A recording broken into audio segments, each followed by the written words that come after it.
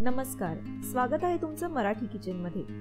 उपवासासाठी काही नवीन recipe try करणार असाल तर हा उपवासाचा ढोकळा नक्की करून बघा। यासाठी लागणारे साहित्य आहे 1 वाटी वरई म्हणजेच भगर, अर्धी वाटी आंबट दही, जिरे व मिरचीची पेस्ट, सोडा, मीठ आणि लिंबू।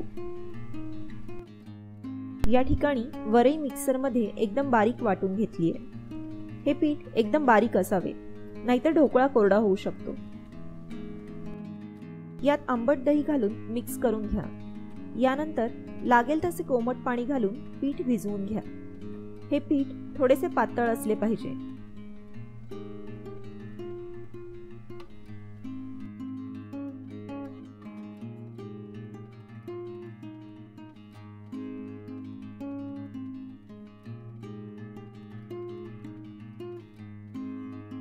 वरईला जास्त पाणी लागत असल्याने हे पीठ पातळ असावे।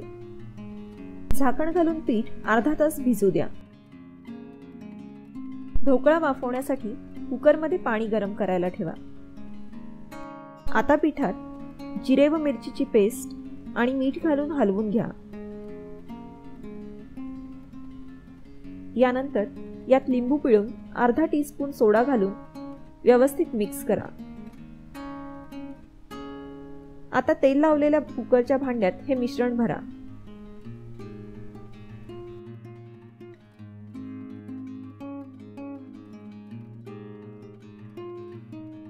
ढोकळा 12 मिनिटे वाफवून घ्या।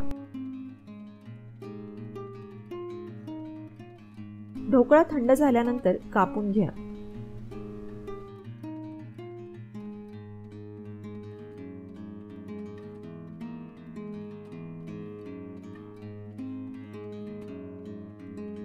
फोडणीसाठी तूप गरम करून जिरे, मिरची व कोथिंबीरीची फोडणी द्या।